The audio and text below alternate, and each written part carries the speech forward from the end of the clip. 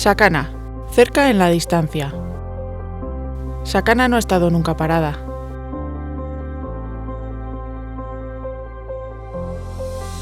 De puertas para afuera trabajan sin parar las personas que nos cuidan.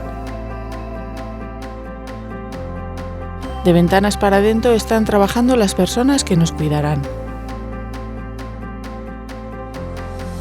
Sakana no está parada porque estamos cerca en la distancia. Sakana no se parará porque no ha dejado a nadie en el pasado.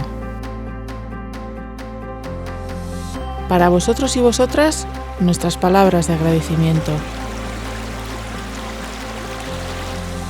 Porque nos habéis cuidado en estas circunstancias. Porque no habéis dado a nadie de lado. En los retos que vendrán, sabremos ayudarnos mutuamente,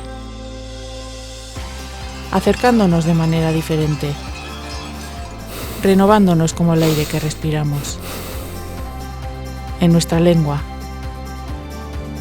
en nuestra comarca. La mejor manera de superar la enfermedad y en la dificultad es cuidarnos mutuamente.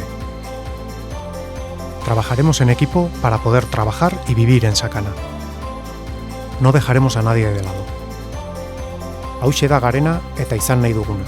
Garena elikatuz, Sakana bizia garelako. Sakana berdea dugulako helburu.